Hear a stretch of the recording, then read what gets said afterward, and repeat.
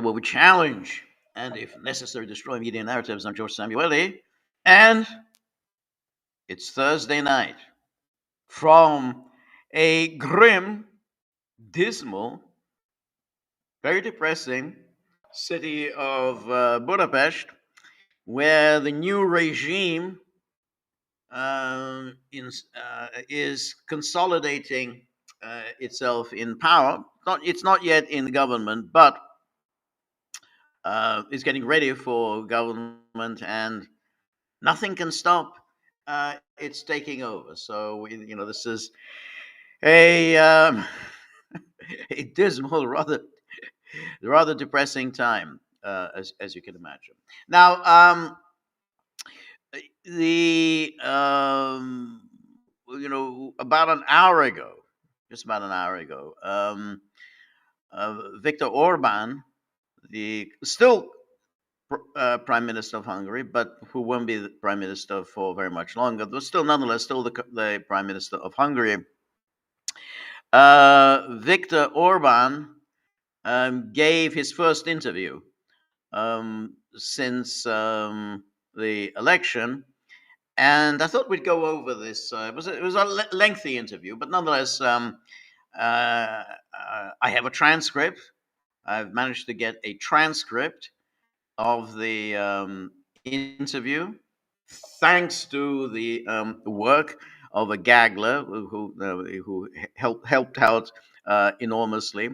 But thanks to the work of a Gaggler, I have a transcript of this interview, and I want to go through it because it is his first comments about the election since Sunday. So let's just go through the what he said, and here, so here we are. This is Patriota Live. The first live broadcast since the election. We see, hear, and experience for ourselves that everyone has a lot of questions and feelings about the results. That's why I'm here with Viktor Orban to talk about these questions. And so here, good evening, Mr. President. Well, that's not correct. He's Mr. Prime Minister. Thank you for being here. Good evening. Thank you for the invitations. Very difficult to start this interview as a journalist. And then she goes on. I have to start with the most difficult question and topic. On Sunday, after the vote, a journalist asked you that for 23 years, the president of Fidesz, how much the defeat must suffer, and whatever. Say it's a very rough transcript, so you have to just bear with me if some of the sentences don't sound as if they were written in English. Anyway, but obviously the question is, how much did you suffer as a result of this election result? And so here's Orban says, well, this is a clear defeat. The national size, that is, we got 2,300,000 votes, and the opponents got 3,100,000. Our target is also a tangible number. We wanted to get 3 million votes to be strong enough to solve the country's challenges. So the degree of defeat is big. So we came up short. We wanted to get 3 million. We got 2.3 million. As far as the consequences are concerned, it is more than changing one or two positions. So we're in a situation where the right-wing community cannot continue to exist in its former form. So a complete renewal is needed. So it's not a question of saying it out loud. A lot of people are going to sit here and there and so on. But a complete renewal is needed because the political era has ended.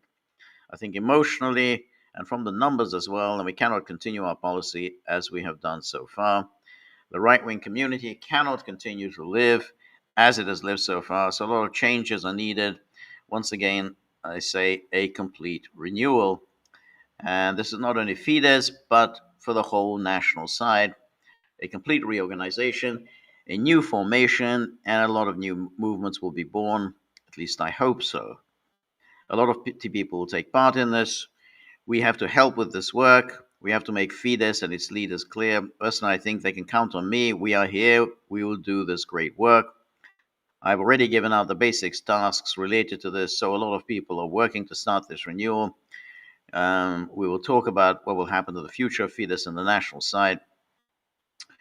So, I mean, it's important to appreciate that obviously he's realizes that, well, this is quite a major setback, and you can't just simply shrug your shoulders and talk frankly like a lot of idiots are talking on the internet. They say somehow, oh, this is a victory for conservatism because Peter Magyar belongs to the Fidesz parties and he's a conservative nationalist and he's really just a younger, cooler, thinner version of Viktor Orban, and so all that conservative nationalism has prevailed. No, it has not prevailed. It's been a complete electoral debacle. And obviously, when there is such a debacle, then you have to really think about a lot of things, and everything that has gone wrong. But it has to be kept in mind. But I said I talked about this on Tuesday, and I'll repeat again that Magyar is not a continuation of Viktor Orban. Absolutely not a continuation of Viktor Orban. He's made that clear in his lengthy news conference on Monday. He's made it clear ever since then. And there's going to be an absolute cleaning of the house, a purge throughout Hungary of every aspect of Orbanism. It's going to be removed from all governmental institutions, legal institutions, academic institutions. There is going to be a wholesale purge. This purge will be far more extensive than the purges that took place after the fall of communism. And the reason why it will be much more extensive and much more aggressive than the post-communist purges is that the people handling it mean business. After communism, it was a kind of a fairly lackadaisical spirit. Everyone was so happy. Okay, the communists have gone. It came to an end relatively peacefully. Everyone thought that the communism could not be overthrown without violence. But in fact, it turned out to be so peaceful.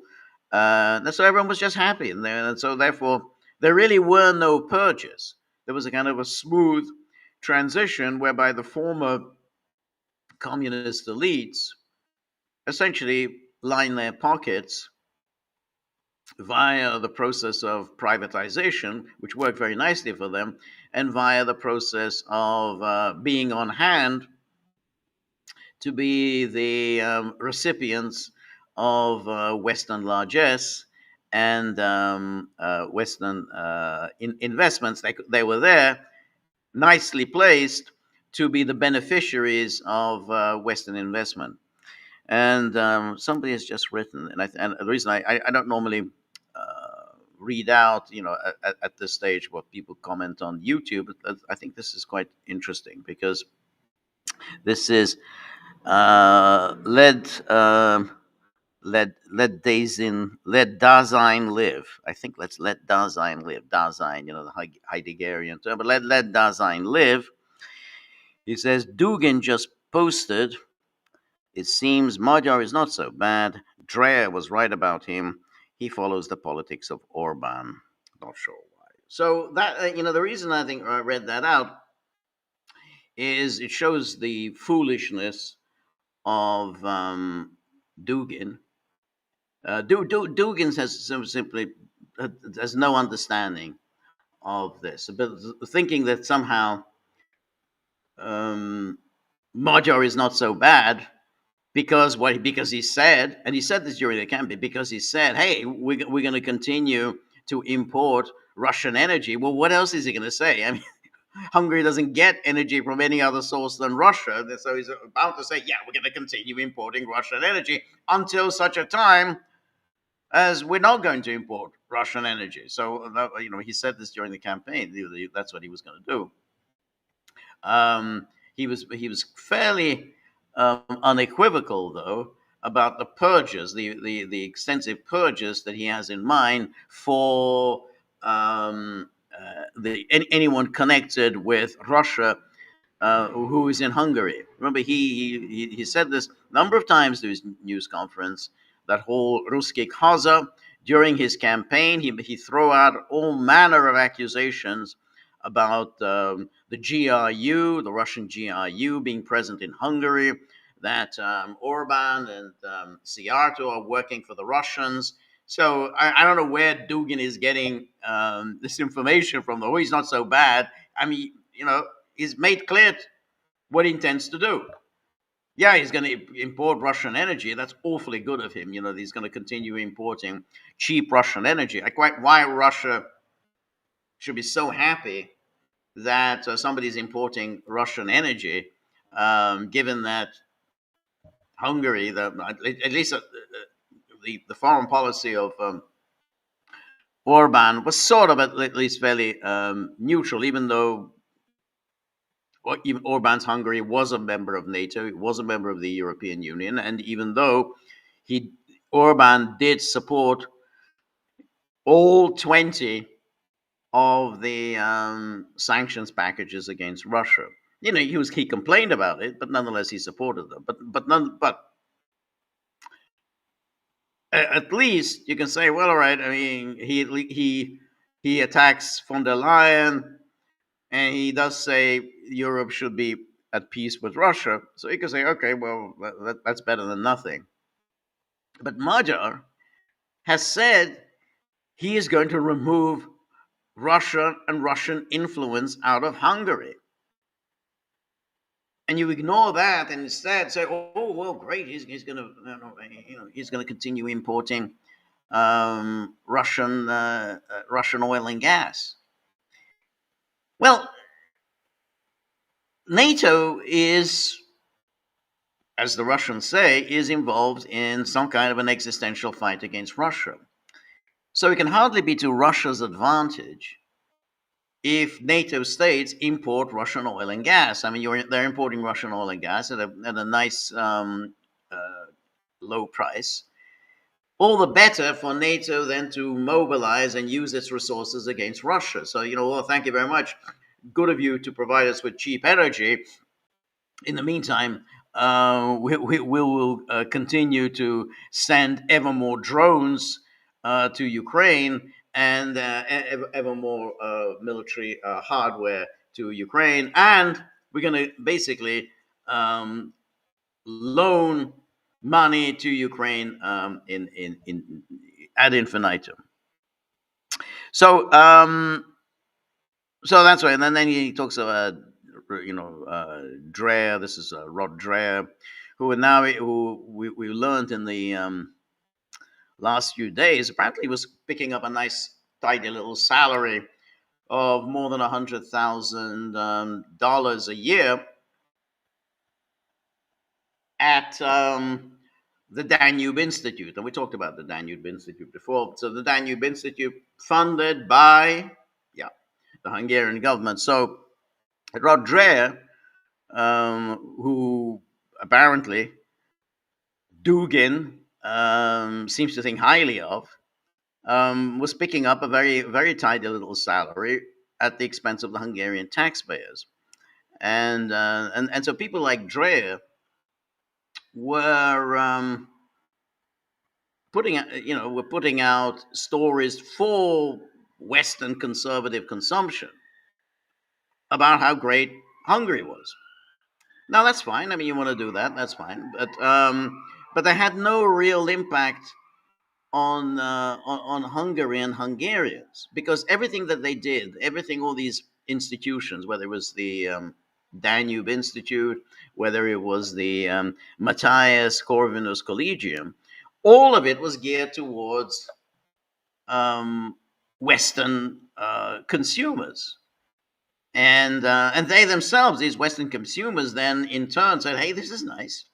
There's money to be had in Hungary. There's a lot of money sloshing around coming from the Hungarian government." And so they all kind of decided to pitch their tents in Hungary, because they were the beneficiaries of largesse of the Hungarian government. So something like CPAC, the CPAC would now have annual conferences in Budapest. Obviously, they were getting money from the Hungarian government, but that CPAC had no impact whatever inside Hungary. It was very nice for all the CPAC, the American Conservative Union, that guy, forgot the name, yeah, Matt Schlapp, and Mercedes Schlapp, and they run this. They had a nice little trip to Budapest for 2-3 days, lots of money, but there's nothing. They never really made any inroads in Hungary. They didn't know the language. Okay, difficult language to learn.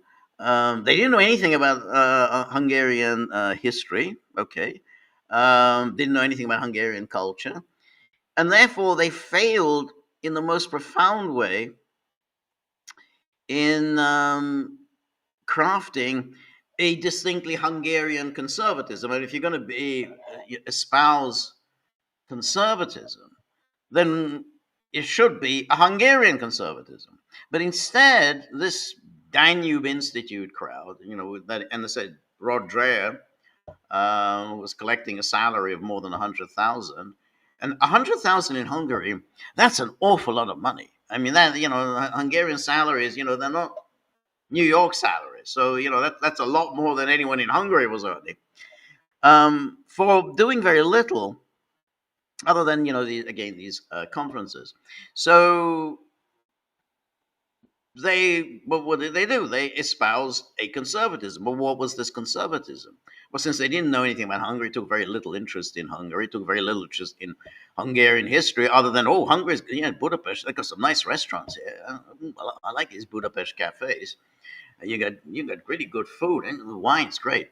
So that's about the extent of their interest in Hungary, and so they didn't in any way work towards a Hungarian version of conservatism. Instead, they went with the banal Anglo-American conservatism of Roger Scruton.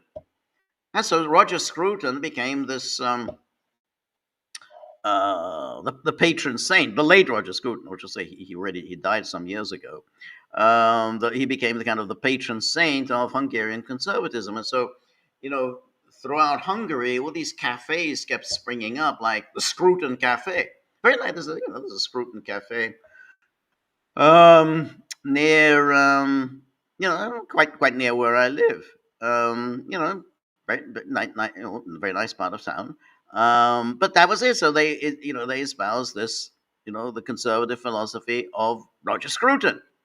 But none of that had anything to do with Hungary. I mean, as I said, if you're going to do conservatism, if you're really going to be the philosopher of conservatism, it has to be a distinctly Hungarian version, and not warmed over Thatcherism.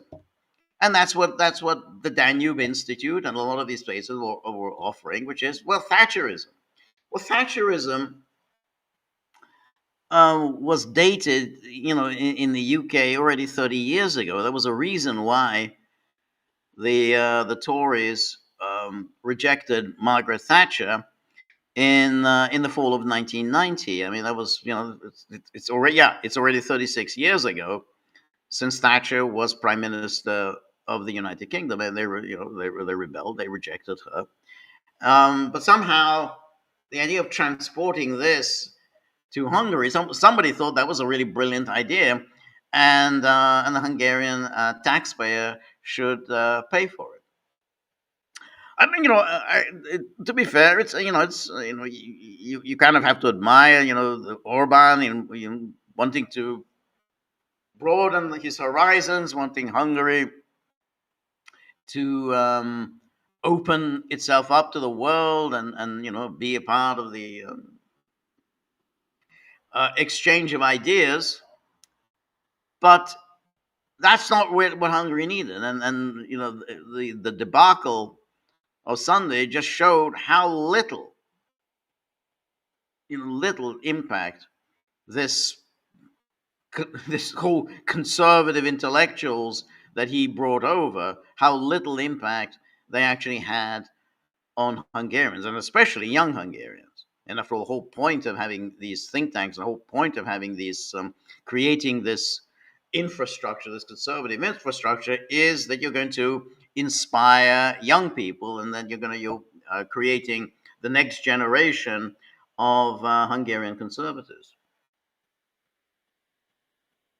Um, but anyway, some and so we'll go back to the transcript.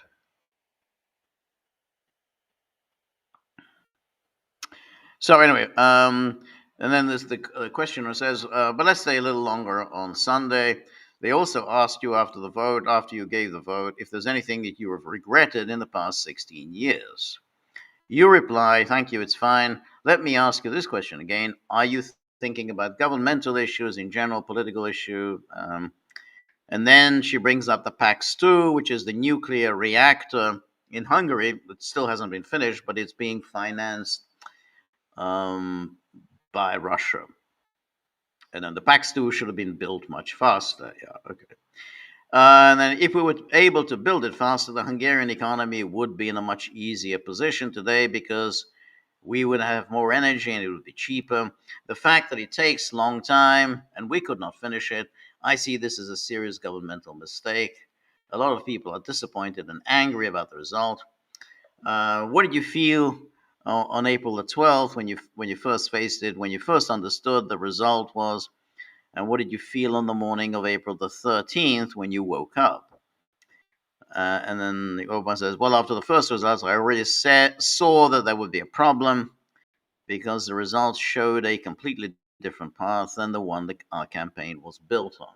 I saw that our campaign did not work, and therefore it will not bring the desired result. Our campaign was built on the fact that the share, the market share would be where it actually is. It was around 70%, and now it's going to be up to 72. So our election calculation, I'm not sure exactly what he's referring to here. But after the first few minutes, I saw this was not the case. The share market will be much higher, and I also understood quite quickly from the first results that the growth that came in, the more people voted, was not divided, and so on. It was all a protest. It was all against us. It wanted to vote against us. And then I saw that there was a problem with this, and I went on the emotional roller coaster that we have all been traveling on since then. So if the next morning or even the night before, I can say that. If you ask about my feelings, I can say that I felt pain and emptiness. I think that on Sunday, I only feel pain, and on weekends, I feel emptiness. And since then, I've been healing myself with work therapy. And I'm trying to somehow get rid of this emptiness. So I mean, it's a somewhat convoluted way of putting it. How does it work therapy? I mean, basically, he's been trying to throw himself into work in order to feel better. And what would you say to those 2.5 million people who feel the same pain and emptiness and who are sad about what happened and are worried about their country and their future? And then Orban replies, I've spoken to many people, but what you are asking about is three different things. There are people, and I'm talking about our countrymen, I'm talking about the national side, about their beliefs, about their votes, about ourselves. So I think the national side's beliefs are most worried about their country, and I agree with them. And if I had to sum up this interview in one sentence, I would say that God is protecting Hungary, and the people on the national side are worried about their country because they see exactly the challenges that Hungary has to face. And I spoke to them about the campaign because they voted for us because they said so.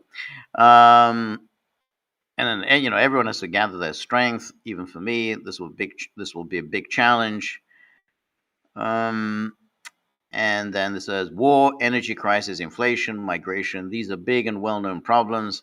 And now we don't know if those who stand behind the government will be able to do this. So we have to be able to protect our country, at least in the same way from the problems as we did, and that's why we are worried. We are worried about our country. So that's one thing. Then we also have another feeling that we are not sure, and many of us, if they voted well, I would like to strengthen them, make them proud of their decision, that they voted well. We voted well. We voted for a political force and a program which created very serious obstacles for Hungary, and from which we know for sure that it would be able to solve the problems for Hungary. And anyway, we should be proud of our decision. The most important thing is many of these small minded, brainwashed, nationalist, right wing people, I think about the situation we are in, try to be a leader in the pain all right, to a community. Uh,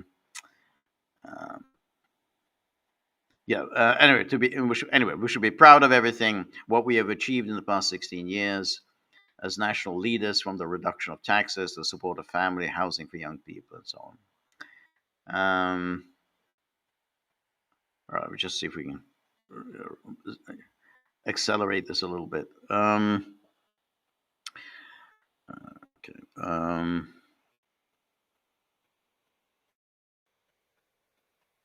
So anyway, he says, you mentioned earlier that the campaign was not good, but why did many vote for Tissa instead of Fidesz? That's the question. Just to be clear, I say that we made the right decision. I do not say that the other 3 million people made the wrong decision. I didn't say that. We do not want to say that. What their decision was will be revealed. The next government will make the right decision. I hope that those who hoped after the change their life will be easier, that they will get a better government. I hope that their hope will come true. We are a national party and our country has everything, and we'll never give up our country. And then he thanks everybody. And so, then the question, you mentioned that in the campaign not everything was as it should have been, but is it really only the campaign that is responsible for the result, or could there be other reasons as well? As you can see, the government was in trouble. Fidesz as a party, as a movement, we're all tired. What do you think? Why were people fed up? They don't say they were fed up because in 2-3 million 100,000 2 whatever, so 2,300,000 were not fed up at all. They said, boys, here are the national achievements, the results, and keep working. Anyway, so then he talks about family support, child support, all his various defending his programs.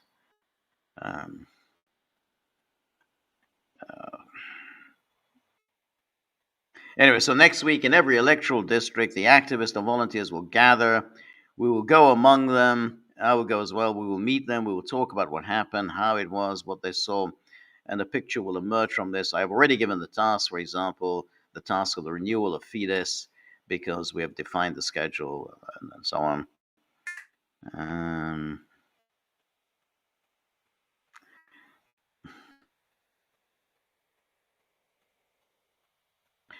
But I said, and then he is asked, did you foresee that this would be the result? And so then he replies, if I had foreseen the result, we would not have done such a campaign.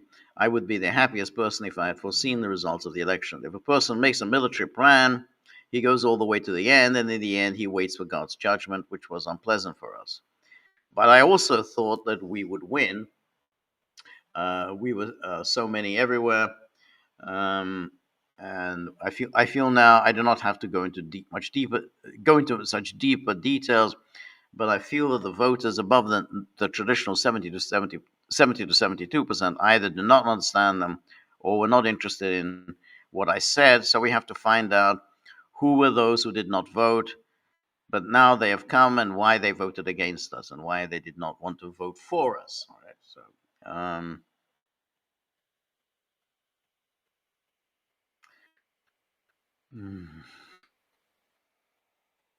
And then the results of the left-wing polls were on the table. The results of the right-wing polls were also on the table. I cannot say that I did not have information that could have led to good decisions. Maybe this could have made it easy for me. I mean, he's referring to the fact that the polls were all over the place. So, the polls that were aligned with the government suggested that Fidesz would win, and the polls aligned with the opposition suggested the opposition would win. And then, as it turned out, those polls were the accurate ones. The government polls were inaccurate. All right.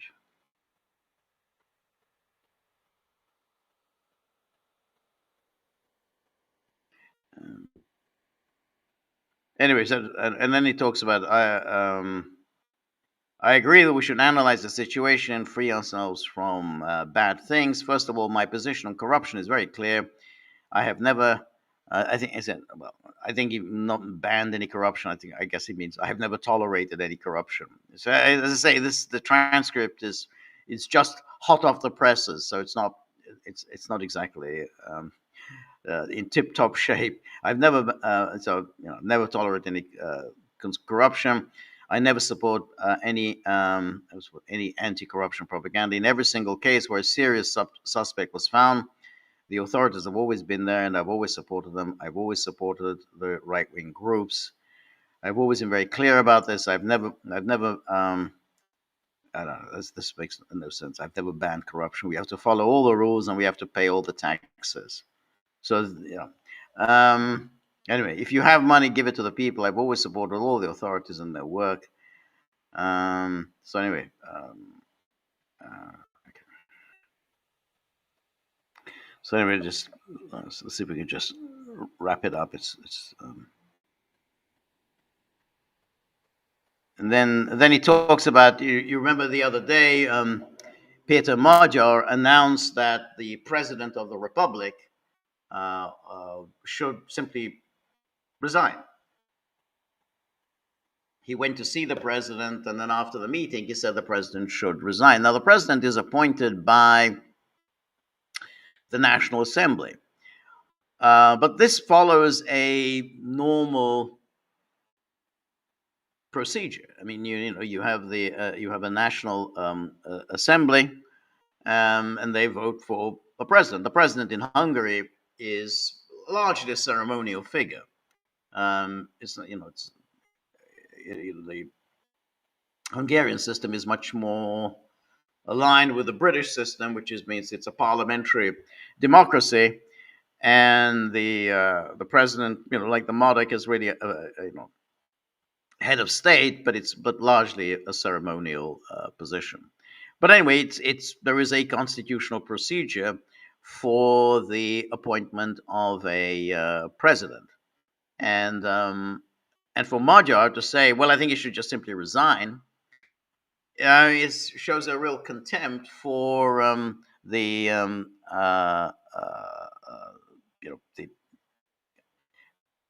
if you have you're supposed to follow certain procedures. For there's you may not like them, but they are constitutional procedures. A prime minister, and in his case, he's not even a prime minister. He's just simply, you could say he's a prime minister elect, but a prime minister elect has no right to demand that a president simply resigns. But nonetheless, the media gleefully report, "Oh, Magyar demands that the president resign." Anyway, here is then Orban's response to that, and so here's that. This and he said, this isn't right at all, that even if he wins an election, the president of the republic, elected by the parliament, not respecting his own person, not respecting the dignity of the first citizen of the country, calls for his resignation. That's not right. This cannot be done. And similarly threatening the Constitutional Court. And so Magyar also demanded that the president of the Constitutional Court resign. Okay, a prime minister can't just demand that the president of the Constitutional Court resign. And he did that same with the state audit office. The president of the state audit office resigned. He's just, anyway. So threatening the Constitutional Court and other constitutional institutions, calling for the resignation of the leaders. That's not right. Such things cannot be accepted. That there are 2/3 of the new government. They will modify the constitution and the laws. We can talk about all of this when we get there, but we cannot threaten the leaders of the Constitutional Court, the people in the public order, and the leaders of the public trust, the constitutional leaders. We cannot call for their resignation. It's very amusing that if they were to remove them, then they should look for the legal way if they know how. But this cannot be done simply threatening people to kick them out. This is also not right. Of course, the politicians, here I am, for example, the minister, state secretary, all the people who do political work, they should be removed. But all those who do not do political work, but worked in the public administration and did a good job, why should they be threatened? And why should they be kicked out or threatened? These are not the right things. It does not matter. I do not want to judge a party that has won elections with great confidence. It's too early. It would not be right. Anyway, I just want to point out these are not good things. These are worrying or the right things. And then the question at the beginning of the interview, we talked about it. Do you feel that only Fidesz could have protected Hungary? And then he says, sorry, I do not want to say this. If it sounded like this, I would like to correct it. I'm saying that we have national values, and these are all important. I think that if these are destroyed, then people's lives will not be better, but worse. And the promise of the election was that their lives would be better. In this sense, I just want to say that we should not destroy, but build. Anyway, we should not reduce the number of national values, but increase them.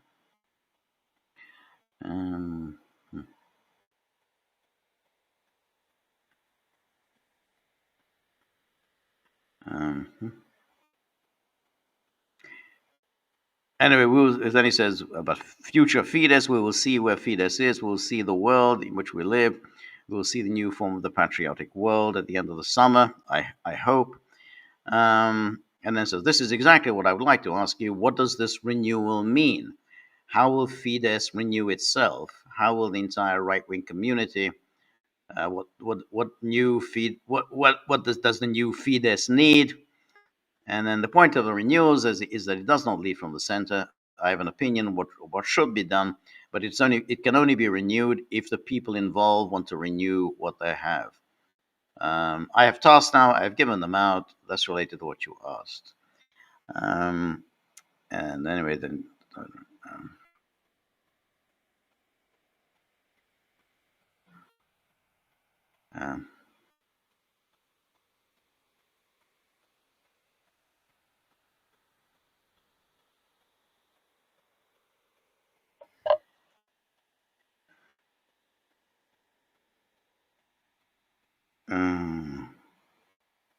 Anyway, so the question, for decades you have been the one who heads the right-wing party, and now not only the party has to be renewed, but the wider right wing has to be renewed, as well as the institutions, the public, the civil society. What direction do you suggest now? What can we believe in now, and where is the future? And he replies, what am I to do the right wing? This is a question that I do not have to answer. I put it in my own language. I belong to this community. We are the one blood. I'm a member of this community. And then, everything is about my country, our common life, important matters. And as you get older, you expect more and more. Of course, I expected different things in 1989 and 1994 than I do now. But I always thought that there is a fantastic and huge national side with very oppressive characters. I'm not only thinking of the well-known people, also in our community or in other communities, or among the Hungarians. So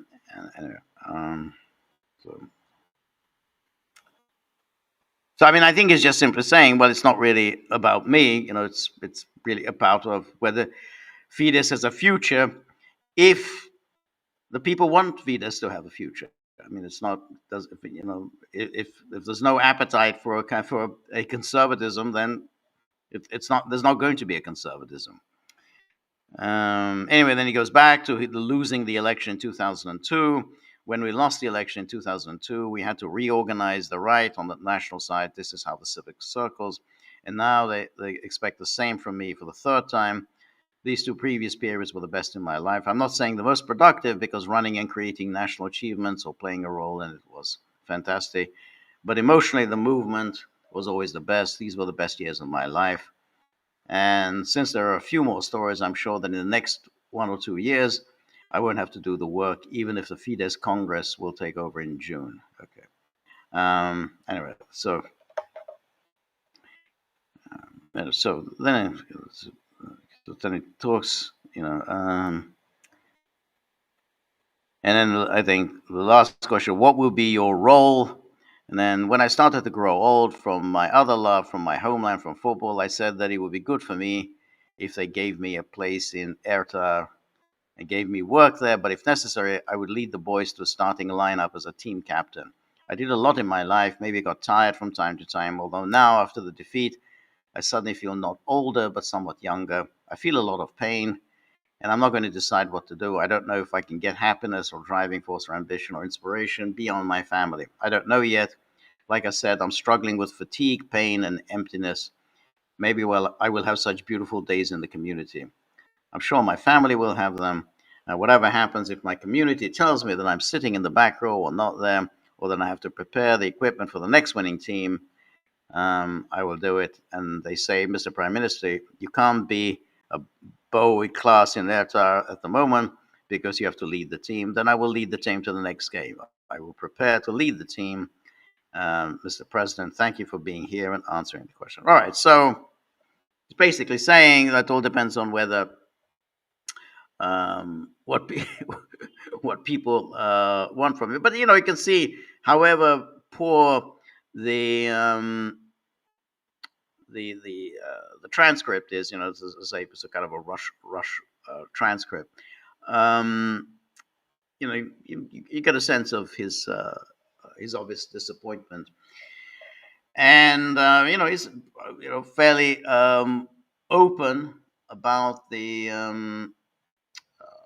you know he's feeling some pain after the Sunday's electoral debacle. Now, as I was saying a little earlier, we're getting a lot of nonsense from the conservatives who rejoice in the result. They think, oh, this is fantastic because Magyar apparently is even more conservative than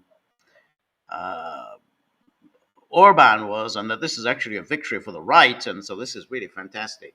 So, and one of the people who've been talking along these lines is Laura Ingraham, the Fox News host, who says, "Oh yeah, this is great. This is conservative."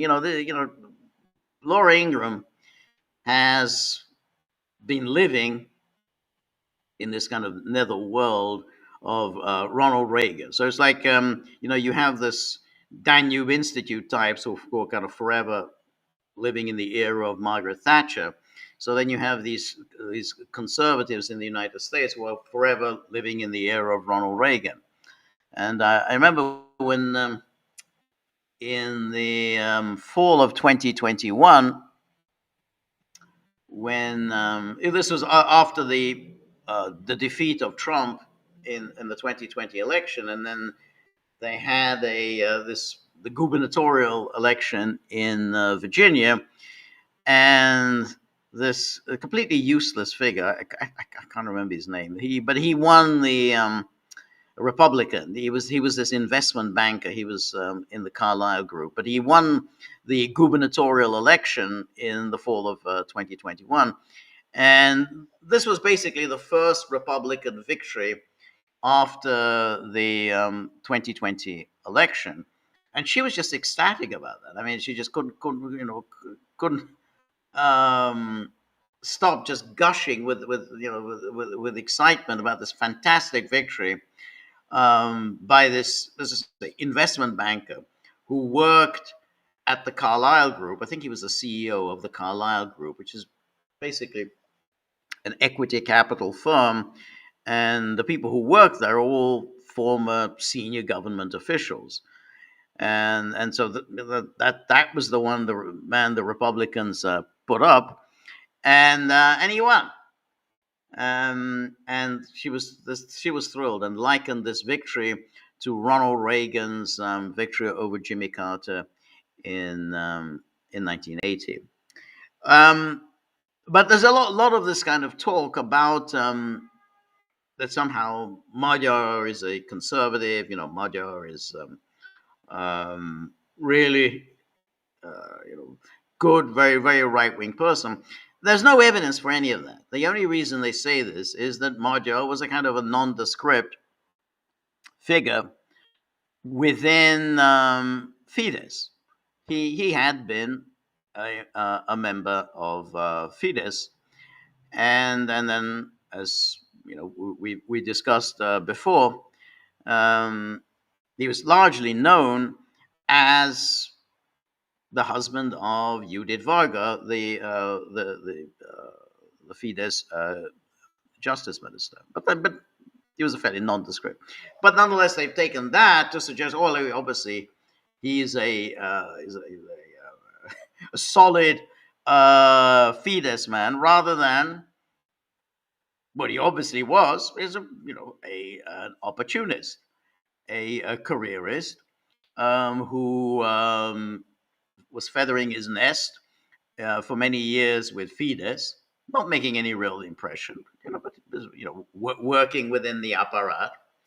And then, when the time was right, he made a switch. But he was crafty enough not to challenge Fidesz in any ideological way. So he focused his attention entirely on attacking Orban, and obviously he's been there for 16 years. There was a lot of fatigue with Orban and corruption. So that's all he said: Orban corruption, Orban corruption.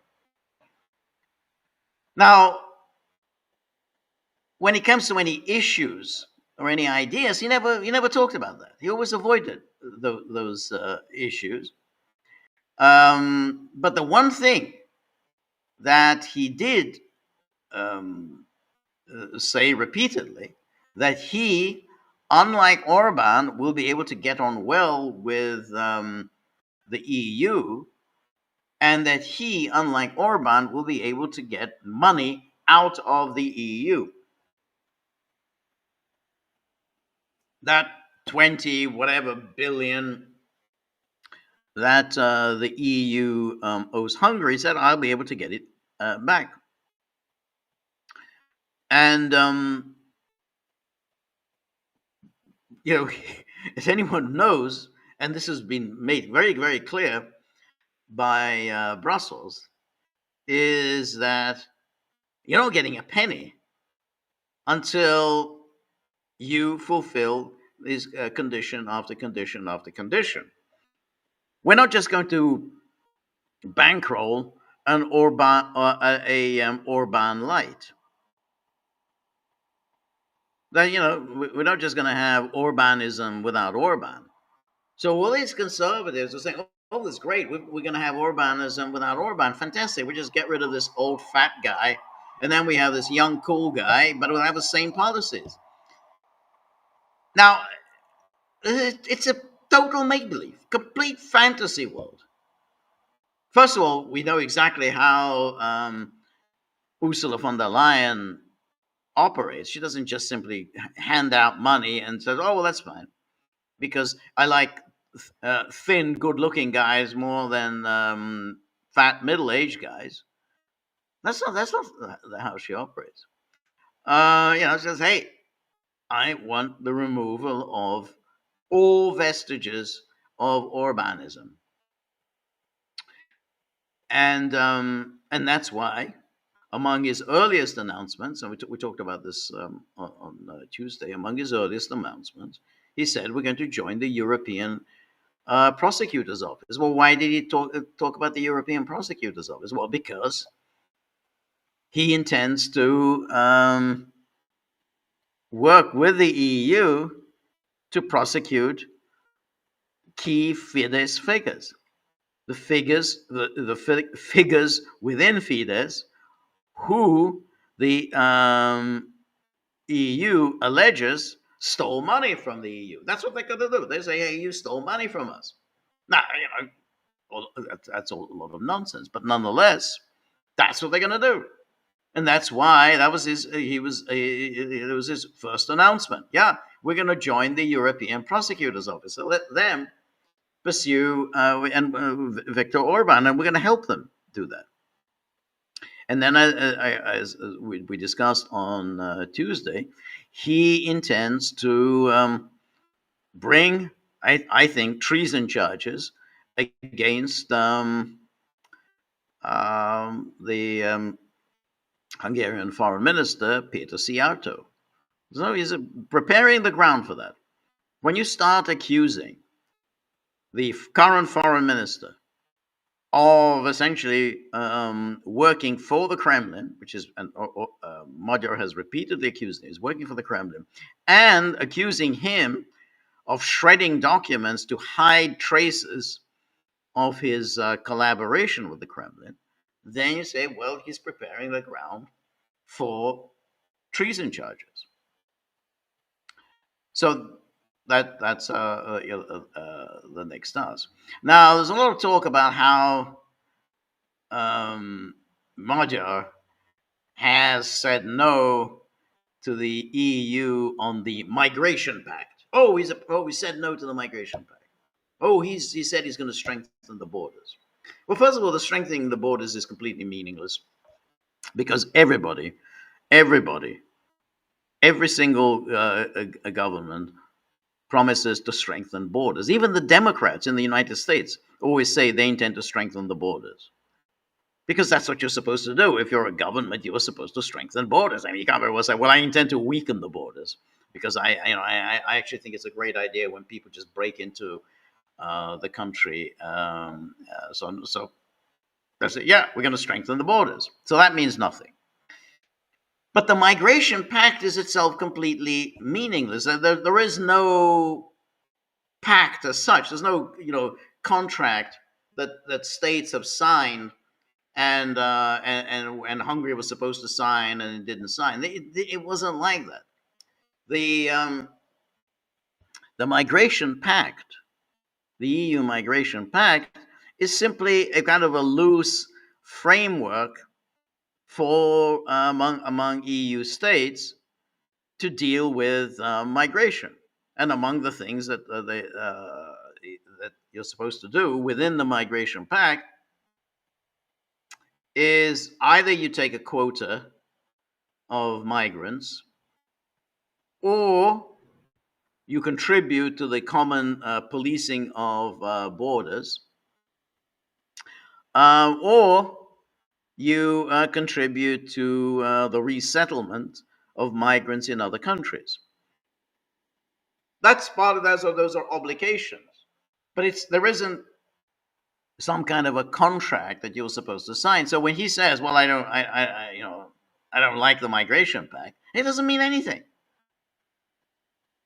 because at any time they can say, "Well, this is the framework that was agreed upon, and all right, you don't want to take a quota of migrants, but if you don't take a quota of migrants, you're going to have to cough up some money for policing the borders, or cough up some money for rehousing or resettling migrants." That's part of the migration pact. But what's important is just keep in mind that it's simply a loose framework that was agreed upon. See, it's not there wasn't some contractual obligation. So the way it's presented in the media, Magyar has already said that he's not going to go along with the migration pact, which in fact he didn't say that. In fact, he made clear, even during the news conference, that he does intend to cooperate with the migration pact, in strengthening borders, which means you're going to have to cough up some money. Either way, you're going to have to cough up some money. So he is going along with the migration pact. So even that isn't true, that he said that he'll have nothing to do with the migration pact. So that was, that's that. And then we talked the other day about what he said about the Russians. Now, the other day, I posted, I think, a rather interesting article from this blogger, Amuse, in which he described something about how the Magyar operation was undertaken. This was a long-standing, it's a long-term project. Basically, it's been going for a number of years, creating this figure of Peter Magyar, and the key ingredient, I think he points this out, and that's absolutely right, in creating this figure was to conceal from Hungarians and conceal from everyone else who he really was, what he really believed in. So that when it was time for an election, no one would really have any idea what exactly Magyar stands for. So people can say, "Oh yeah, he's a liberal. Oh, he's an EU person. Oh yeah, he's just a younger, cooler looking Viktor Orban." Anyway, I want to go through very quickly through that article on in on, from Peter Magyar, and it's on the Muse, and so here, this is it, and so you can find the article on the Gaggle board. And here's the headline: "The EU didn't just influence Hungary's election; it engineered the outcome." And here it says the project had three interlocking components: weaponized tens of billions in frozen EU funds to create unbearable economic pressure, build and sustain an ecosystem of EU funded NGOs and media outlets that function as a de facto opposition infrastructure, and shield the chosen replacement candidate from any accountability that might reveal his true positions to Hungarian voters. Each component is documented. Together, they constitute the most ambitious case of institutional election engineering in modern European history. And then start with the candidate himself, because Magyar's European Parliament record is the single most revealing data point in this entire story. And then, according to Where's My MEP EU, Magyar participated in just 36 out of 1,945 roll call votes during his tenure as an MEP. That's 36. An attendance rate of 1.85%. And Brussels Signal confirmed on April the 1st, 2026, that this was the lowest attendance rate of any MEP in the current parliamentary term. The average MEP participation rate sits between 82% and 87%.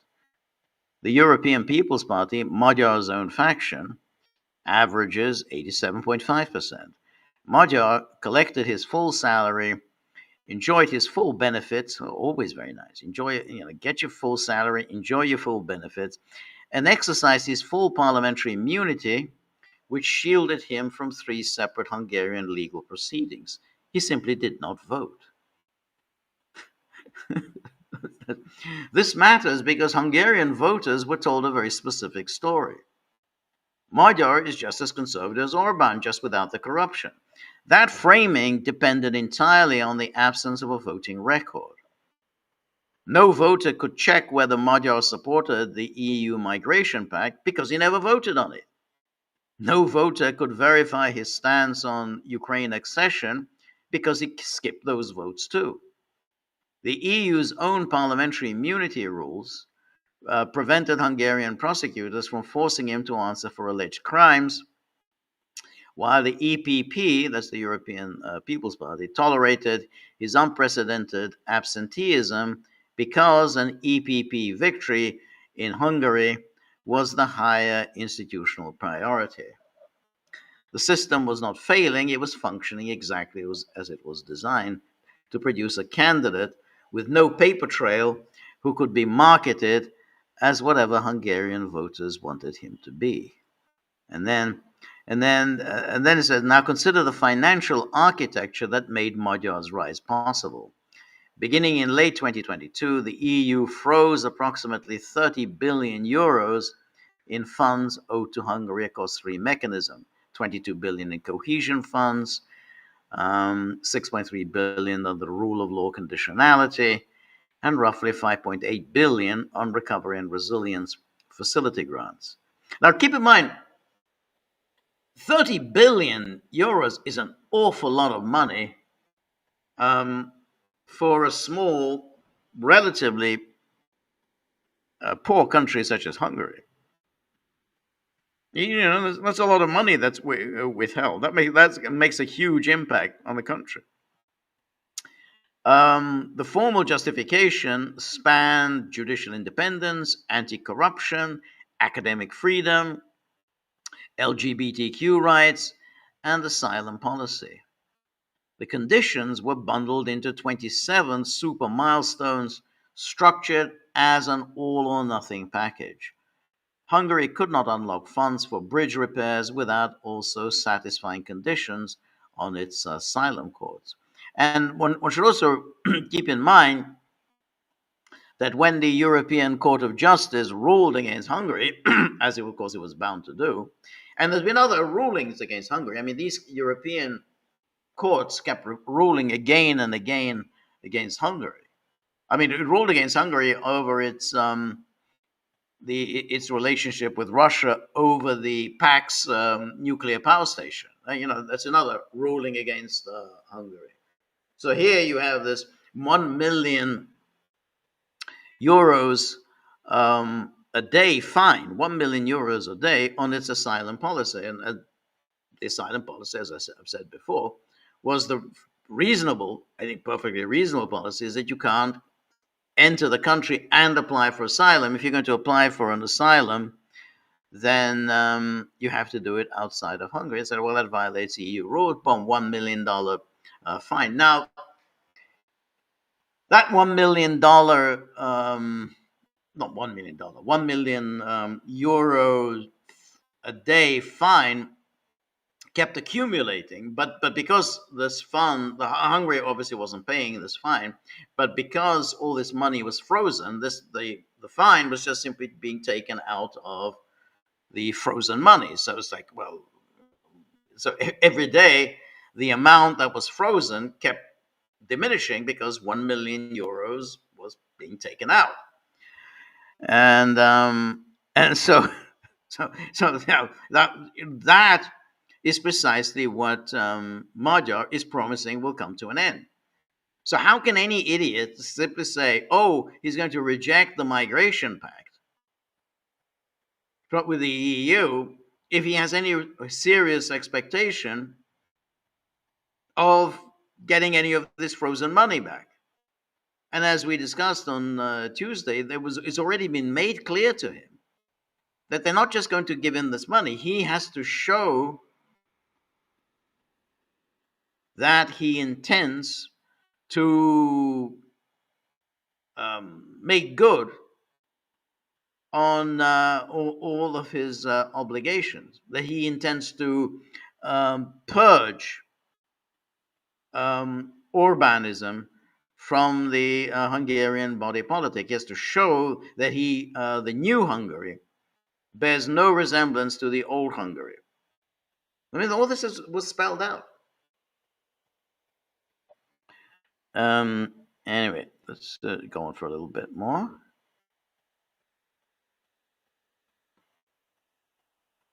So here we have, and this is very interesting because the way this is explained, that this demand that was issued against Hungary was one that Hungary really had no means of implementing, because this anti-corruption, the way they work the anti-corruption angle, was that Hungary would have to appoint an anti-corruption task force whose members would be EU approved NGOs. So in other words, the EU was bankrolling the NGOs who were complaining to the EU about corruption in Hungary. And the EU then made clear to Hungary, well, if you want to get any money, then you need to appoint these NGOs to this anti-corruption task force.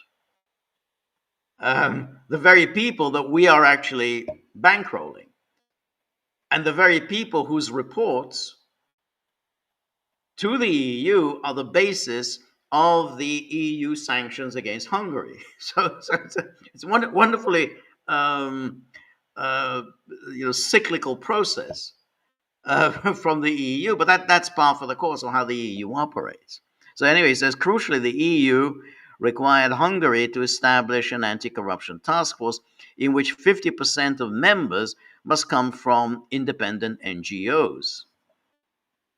The 10 NGO seats were filled by organizations including Atlátszó, Transparency International Hungary, that's totally a Soros outfit, and K-Monitor, all of which have received funding from Soros's Open Society foundations. This is the point that supporters of Hungary's sovereignty compress into NGOs controlling the courts. The compression is imprecise, but the underlying dynamic is real.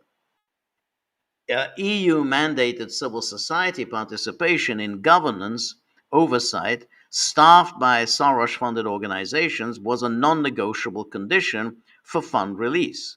You have to appoint these people, these Soros EU funded people, to this anti-corruption task force. And these people, Soros and EU funded NGOs, they have to give you a clean bill of health so that we will release funds to you. Because they're the people who matter. They're the people we listen to. So it was a non-negotiable condition for fund release. Hungary could not access its own money without accepting this arrangement. The frozen billions became the single most powerful weapon in Magyar's electoral arsenal.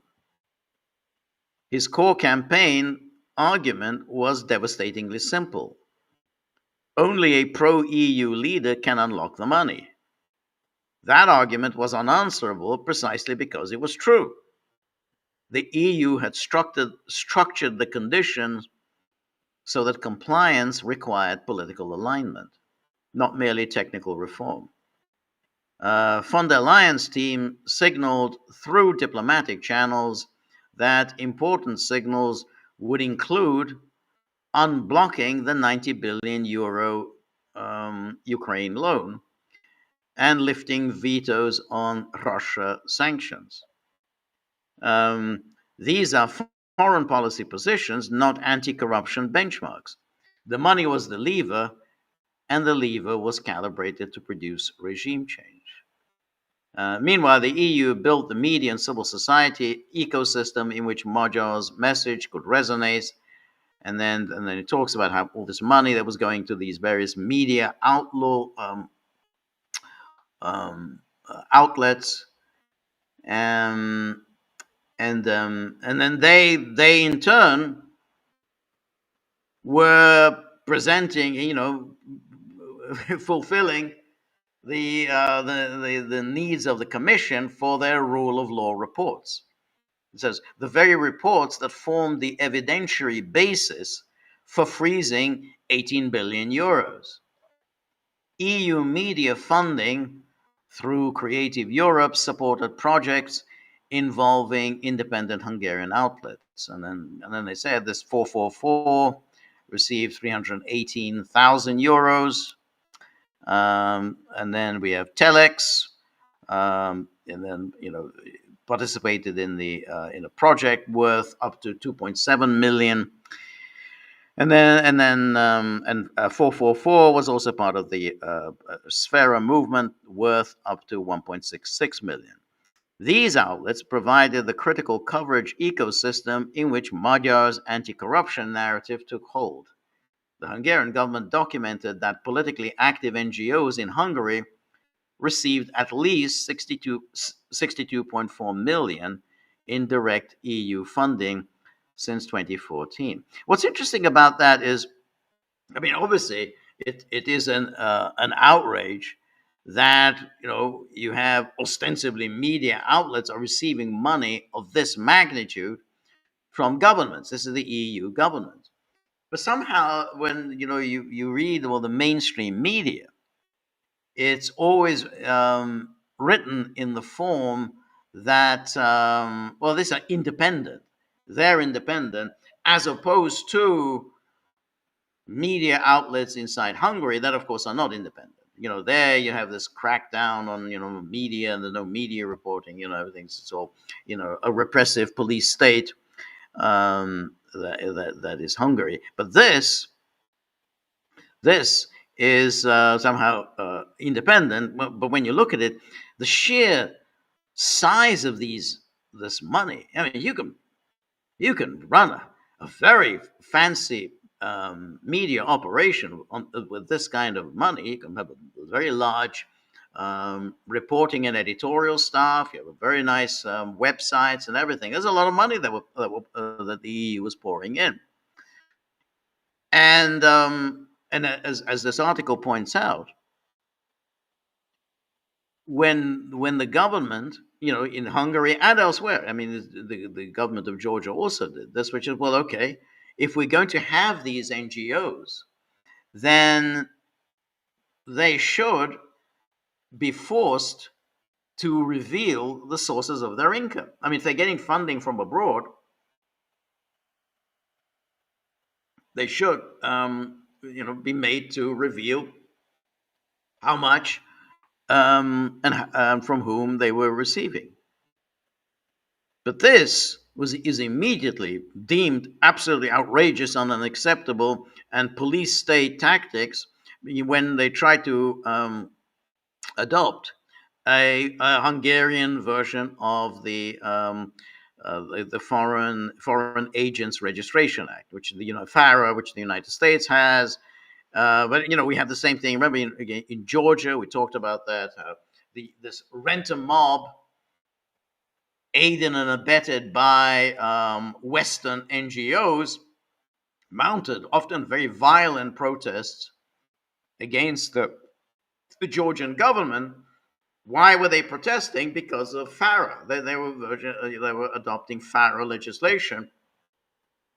That this was legislation demanding, very reasonably, that if, say, 20% of your revenue, and that was the case of Georgia, 20% of your revenue is coming from abroad, then you should disclose this.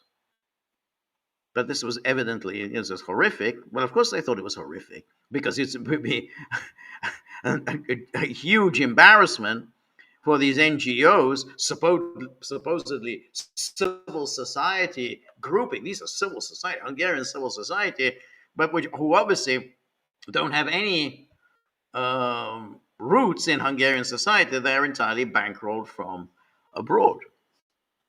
Anyway, this goes on.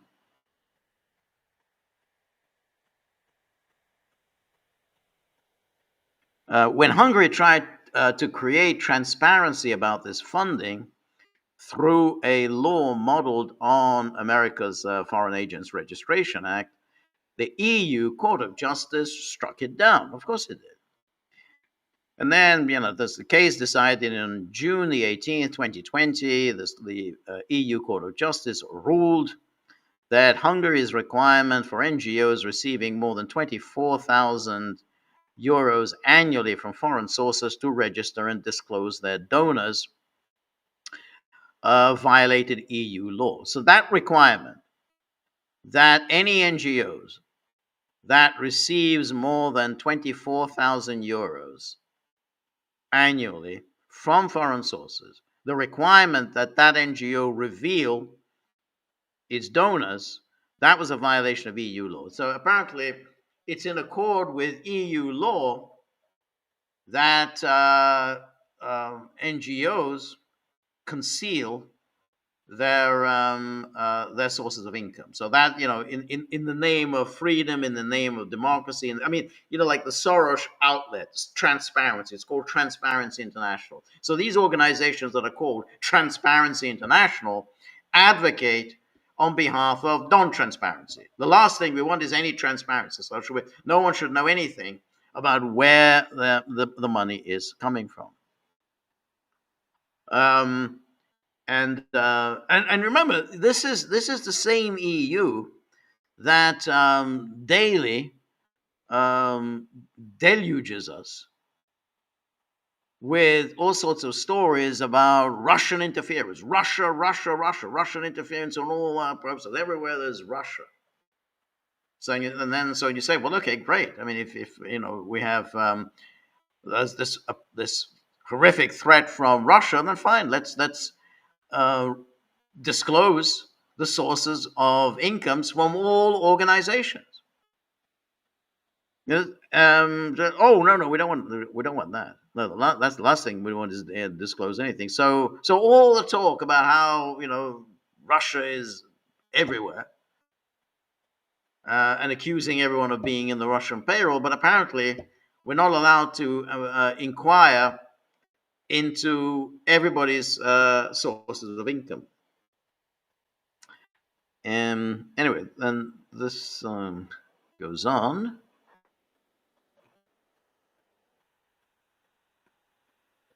So anyway, it says the court held. This is it.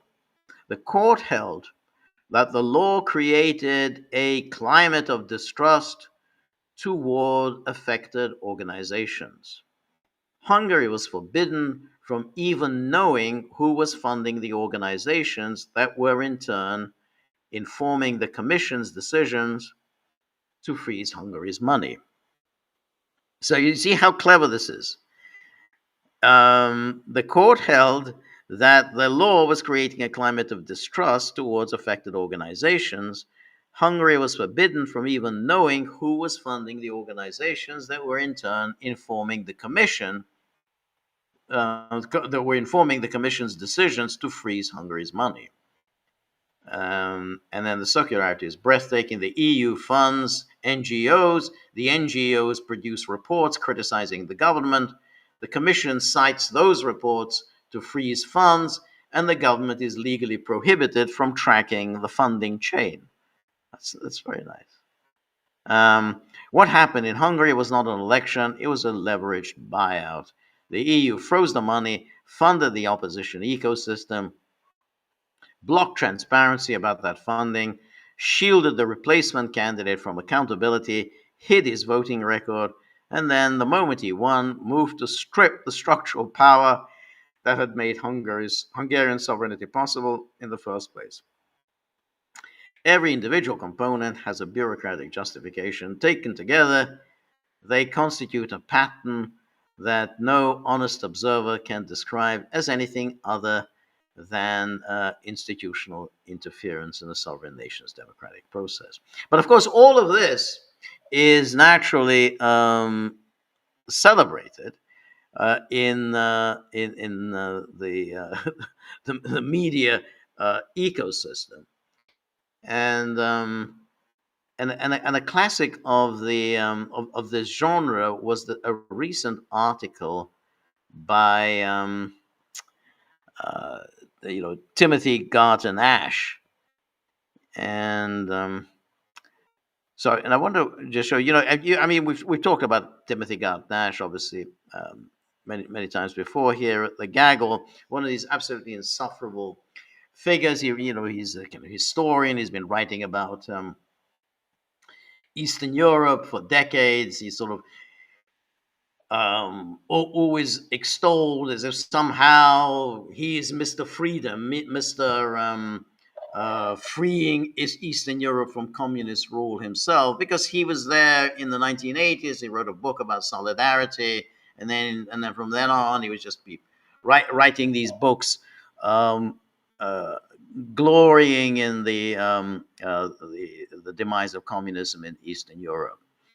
Um, and and so, but he, like a number of these types of figures who write in the Atlantic, um, the he um, like Anne Applebaum is another figure. They're there to tell us how horrible, awful, evil people are, who are not part of that liberal anti-communism that won out immediately after 1989. And so anybody at all who didn't follow that path,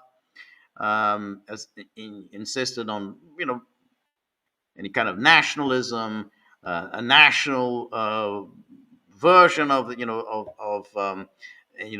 of democracy, or anyone who actually advocated on uh, civil relations with Russia. All of these were awful people, and they devoted all of their journalistic energies to denouncing, first in the 90s, a figure like Slobodan Milosevic, but then anybody at all, anybody who threatened to challenge that complacent liberal consensus. Of course, over the last couple of decades, that figure, the one who challenged most vigorously the liberal consensus, has been Viktor Orban. So both he and Anne Applebaum have written innumerable articles and books about the horror, the ghastliness, the nightmare that is Orban's Hungary. And anyway, so he was, of course, there on election night, naturally rejoicing over the defeat of Hungary and over the defeat of Orban. And I just want to quote from the last paragraph of his article, which I think is quite instructive. And here, yes, this is. So let me just read this out. Above all, though, there's the priceless prize of showing that there is a path out of deep populism. A path out of deep populism. Hungary was one of the first European countries to escape from communism in 1989. It was absolutely the first to fall into democracy eroding populism in 2010.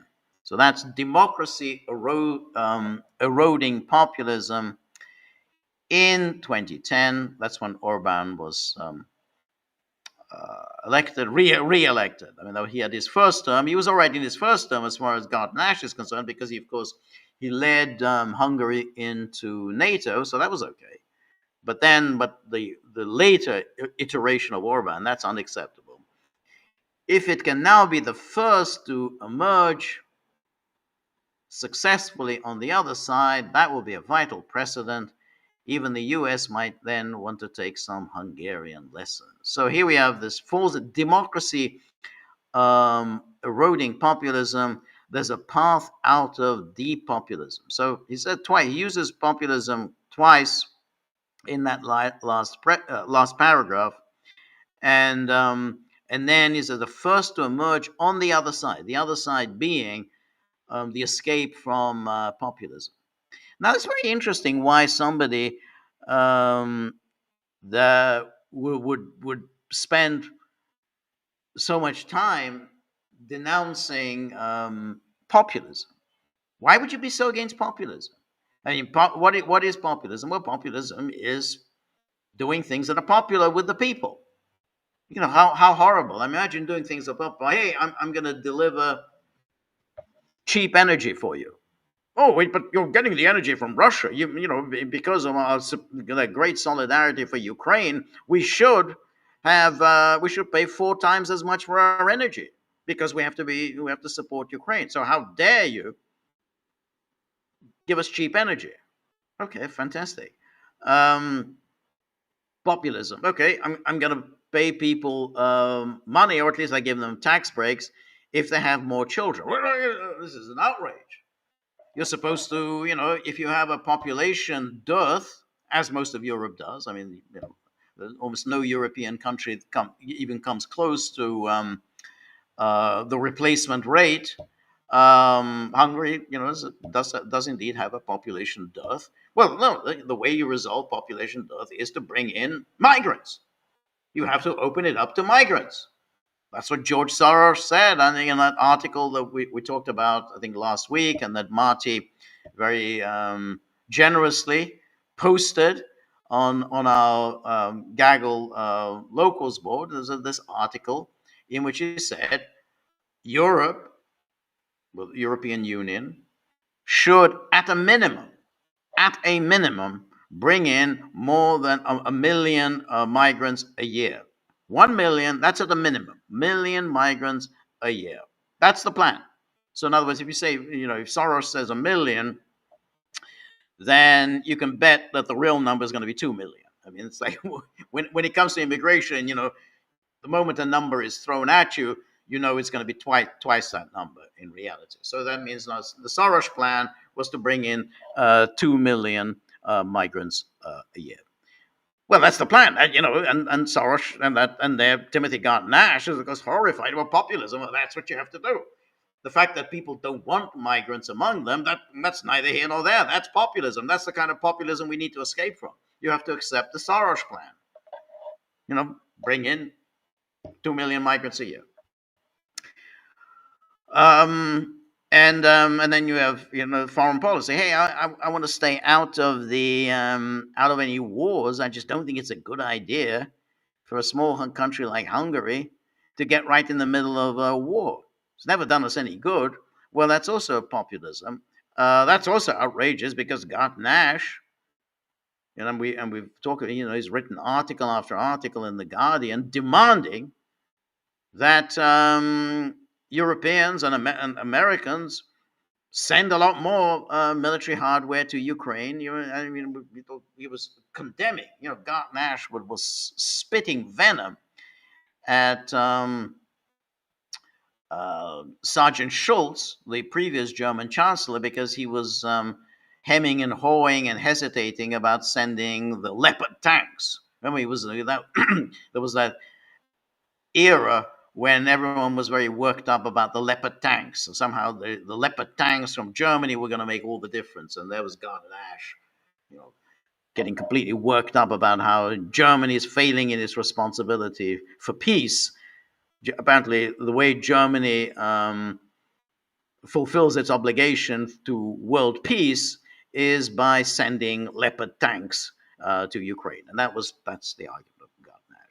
So this is the very definition of the kind of government that you have, the anti-populist government. Everything you do has to be unpopular, just as your environmental goals. As Ursula von der Leyen said the other day, the cheapest energy is the energy you don't use. So that's it. The cheapest food is the food that you don't eat.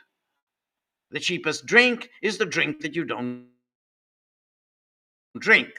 That's it. That's the EU goal. The last thing you want to do is support populism. Anyone who's going to say, well, actually, we should have cheap energy and heat our homes in the winter. No. You have to have green energy and don't heat your homes in the winter. Anyway, but it's a reflection of that kind of thinking that that's how horrible. At least he spells it out. What is it you really hate about Orban? I said, well, he's just populism. I don't want populism. I think people like me and von der Leyen and Soros and all the rest. We tend to know we're smarter than ordinary people, and we run things.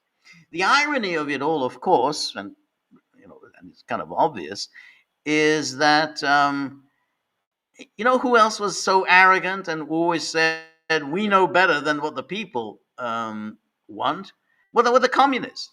So here is Garton Ash, who built his reputation in the 1980s as this foe of communism. Oh, liberation from communism. Oh, solidarity. Lech Walesa, Václav Havel. Then the downfall of the Berlin Wall. So he builds this whole reputation, and then he's denouncing populism. What I really want is the rule by kind of an arrogant, self-perpetuating elite who knows much better than the people what's good for them. And that is exactly then. How did the communists hold on to power for so many years? Well, because of this arrogance. That the communists were precisely um, a group of people who were convinced that they were much smarter than everybody else, and that therefore they had a right to rule. I mean, of course, if you think you're much smarter than everyone else, then you have a right to rule, and you have a right to dictate to people what they should want. That's it. That was the basis of communist rule. It was not because they were necessarily bad people. They weren't that bad people. Some of them were quite decent people, but they were all informed by that same arrogance. Well, the last thing we want is populism. The last thing we want is some Viktor Orban like character telling us that I think I should care about what people want. Some farmer, some barely educated farmer who says that I don't want to spend so much money on petrol bringing my lettuce and cauliflower to the market. Yeah, I don't want. So I'm gonna use fossil fuels. I'm not gonna go for green energy. Well, we don't want to listen to that farmer. Or so that's the arrogance, and that's why someone like Garton Ash is just so relieved. Well, thank God we've seen the back of Viktor Orban. Anyway, let's now go to our locals board, and as I always say, this is the locals community. Who who maintain the dogs in the life to which they feel they're entitled. And as I always say, is that if you want me to address your comments, you want me to um, answer your questions and consider your objections and observations, please join our community, the Gaggle.locals.com. It's a great community. We have outstanding people here, outstanding talents, very smart people who always have interesting comments to make, always post really interesting, intriguing stuff. So if you want to talk to me, then please join the Gaggle locals community.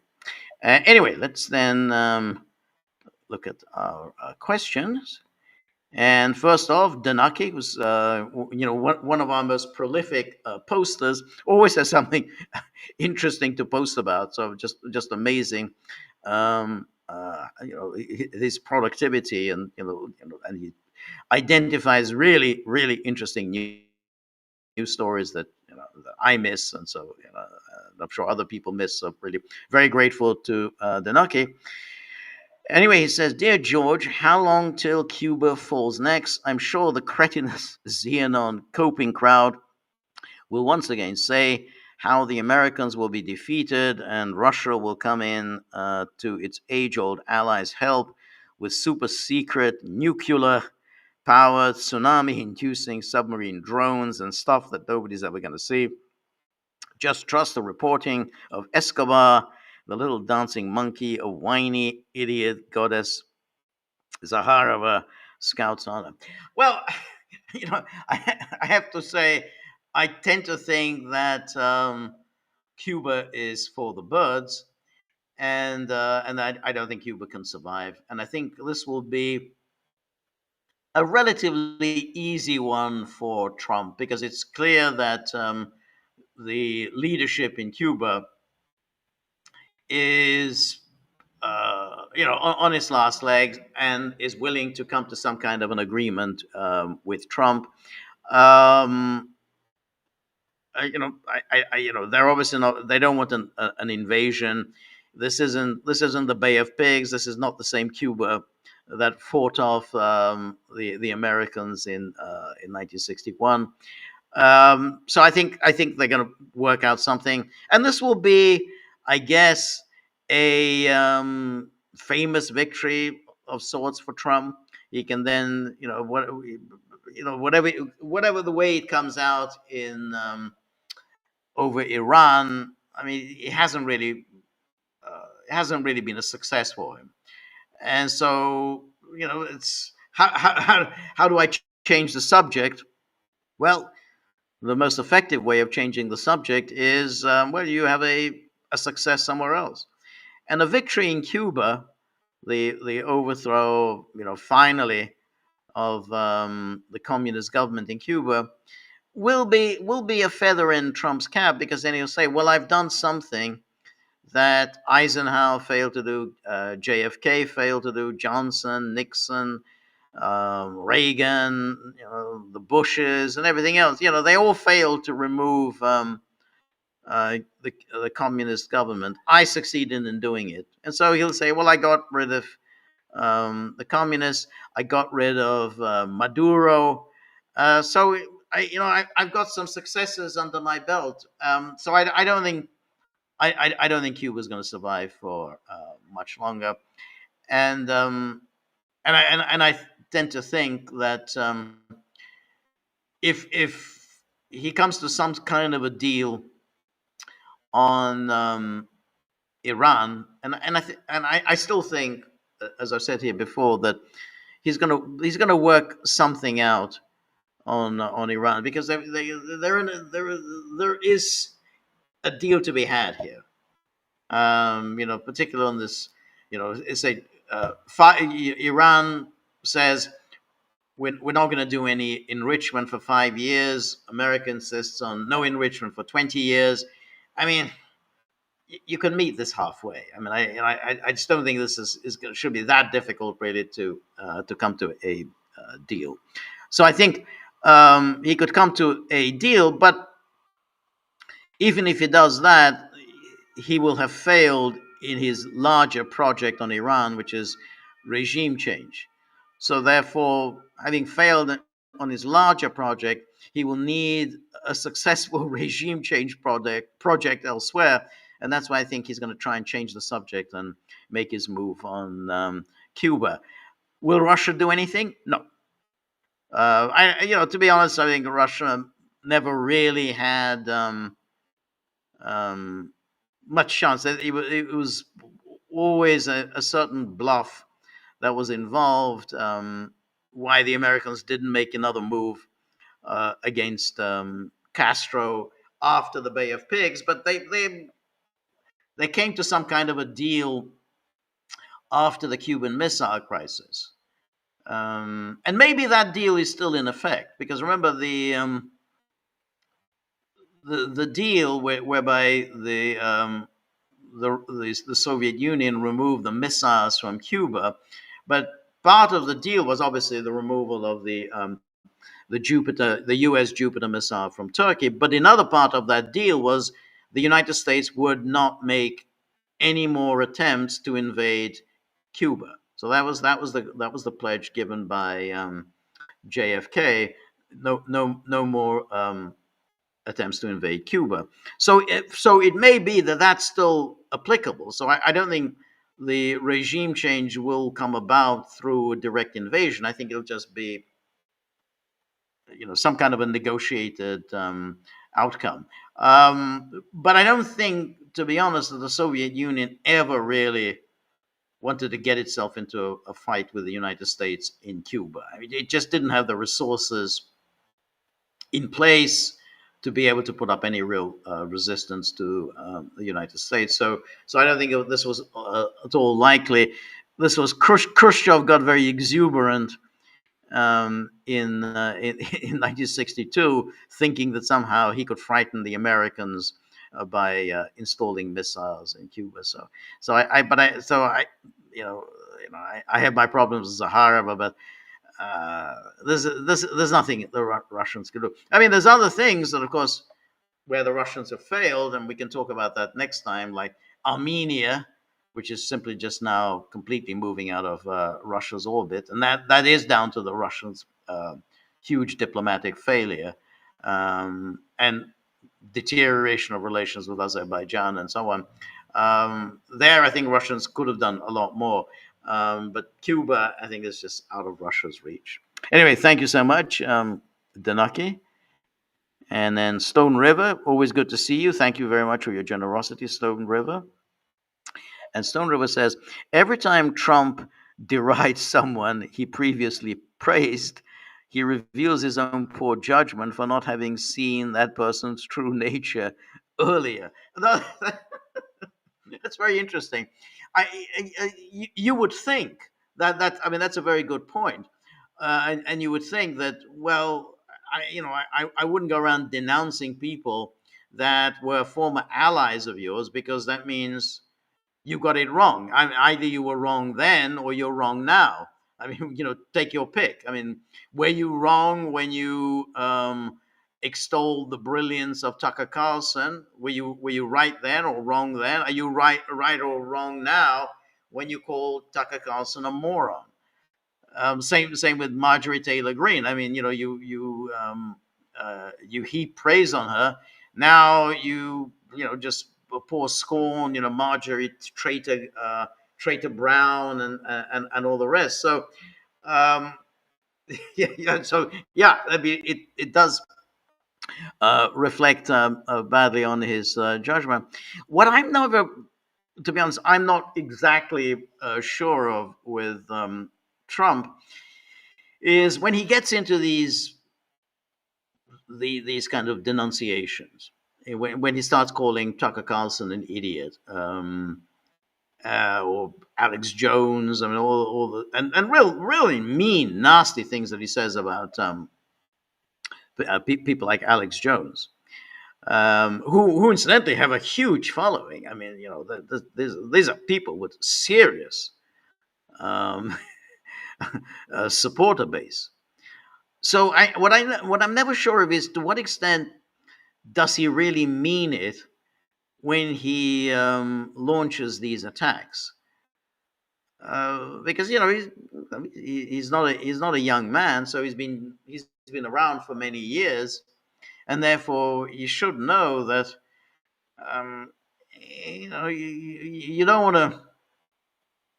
You don't want to say things that you're going to regret saying in 2 weeks' time. When you throw around all these personal insults, particularly at people who had been friends of yours, people who have been your allies, you throw around personal insults, it's going to be hard to walk them back. And so what I'm not sure about is, does Trump really believe the things that he says when he says, whatever, Tucker Carlson's a moron? Does he really believe that? Or does he think that somehow, well, he will reconcile with Tucker, down the road, and when everything's over, when the heat of the battle has passed, they'll they'll be friends again, and they'll pretend that they were always great pals, and whatever was said between them, was just simply, said in the heat of the moment. Who cares? I'm genuinely not sure, because there have been a lot of times in the past when he really launched into tirades against people, but then he reconciled with them. I mean, Steve Bannon, I remember all the things he said about Steve Bannon in 2018 when he fired him from the administration. Really sloppy Steve, and but now, they're allies.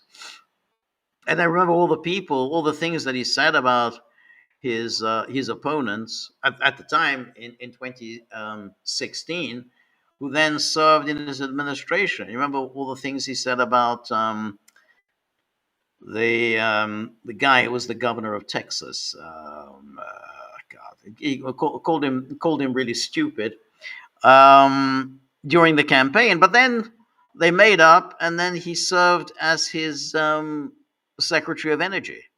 So this is a person that you'd called a complete idiot, and said how he's now wearing glasses in order to try to look a little more intelligent.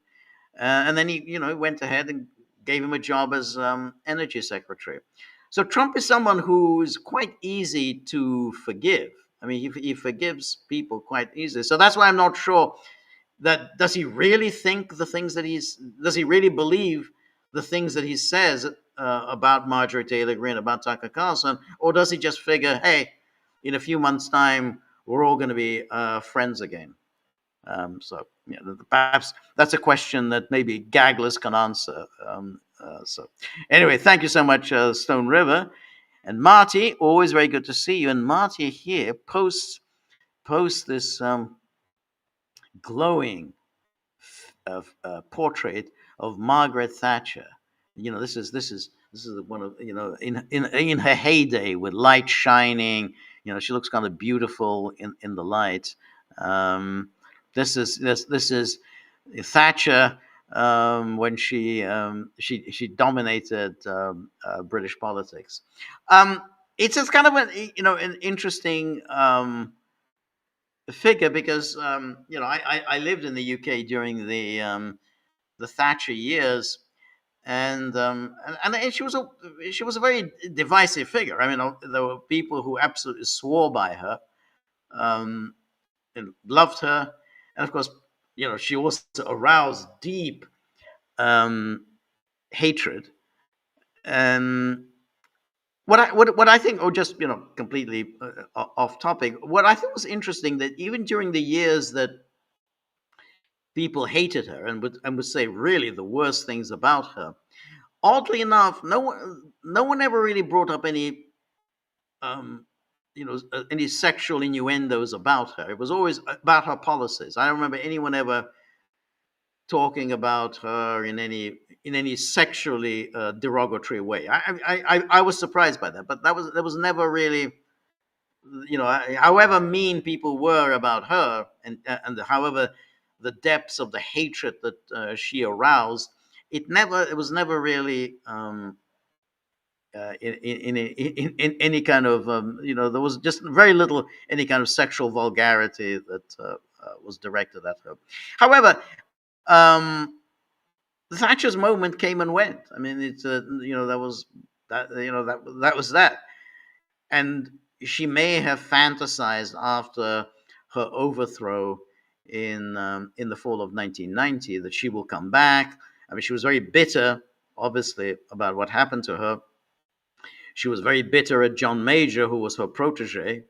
That he was the one who really stuck the knife in and became her successor.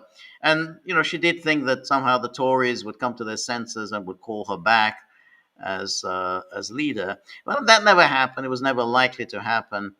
And then she kind of faded away. And to be honest, she made a lot of very, very foolish political contributions during the 1990s, and particularly on the issue of Yugoslavia. She decided that Yugoslavia was going to be her make or break issue, the issue on which she would ride back to power. And so she was first a fervent advocate on behalf of Croatia. She somehow saw in this awful kind of fascist figure, Franjo Tudjman, as a kind of a Lech Walesa. He was the Croatian Lech Walesa. He was the or the Václav Havel. That somehow he believed in freedom and democracy and free markets and the British way of life, and all the rest. And of course, nothing was further from the truth. And she naturally adopted the facile equation: Serbs equals communists, and that naturally, obviously, anyone who was anti-Serb was just simply an anti-communist, and therefore must be a good guy. And then she took this through, became a big advocate for bombing Bosnia, or bombing the Serbs in Bosnia. So her kind of last years in public life were really, really kind of disgraceful. But that picture, Marty, that sort of brings back memories of the heyday of Thatcher. You can see in that photograph how she exudes uh, a glowing self confidence. So thank you so much, Marty. And Summer Petrus, good to see you. And so Summer Petrus, and I'll be seeing you soon here in Budapest. So Summer Petrus says, um, sorry, Magyar's first act was to call for the resignation of the Hungarian president. Yeah. I'm hearing that Magyar wants to become president after having rewritten the constitution, presumably giving the president executive powers. Something like this happened in Turkey and before then in Zimbabwe. Well, that's very interesting. I mean, that's a quite possibility. It's also quite interesting that if he indeed does change the constitution, as he threatened, he's going to amend the constitution and say that no one can serve as prime minister for more than 2 terms, which is a way of getting Orban out. So you say, okay, well, Orban cannot be prime minister again. That may be a way to cut himself some slack. So it would be planning on, say, serving 2 terms as prime minister, and then after he's done that, that would give him an opportunity to serve 2 terms as president. So I think that's quite possible. I mean, that it's other people have done that. You can kind of make these little switches between president and prime minister. Putin did something similar, of course, when he swapped jobs with Medvedev in 2008, and then so yeah, and then Vucic, I think, is going to do something similar in Serbia. So his term as president is coming to an end soon, but all the smart money is on Vucic and then making a swap and serving as prime minister. So there's nothing unusual about doing this routine. It's a way of getting around the the term limitations restrictions. So yeah, I do think it's believable. I don't believe, because I don't think Magyar intends to give up power anytime soon. He's not gonna be happy just serving 8 years. He's gonna the limitation he's putting it on Orban. He just wants to make sure Orban never returns. But he's not going to be satisfied with just 8 years. 8 years time, he's still going to be a young man. So he's thinking long term. Wants to serve. I think at least as long as Orban has. So that would be 8 years, 8 years, so 16 years. So yeah, I think that's almost certainly what's going on in his mind. Anyway, thank you very much, Summer Petros. See you soon. And then Robert, who very good to see you, Robert. And Robert says here, after reading about the Jackson-Vanik Amendment, yeah, I wondered whether Soviet limits on Jewish advancement in the 1970s, less crude anti-Semitism than a preemptive reaction to perceived transnational influence, a premonition of something like AIPAC forming, or does that framing fundamentally misread what was really institutional discrimination?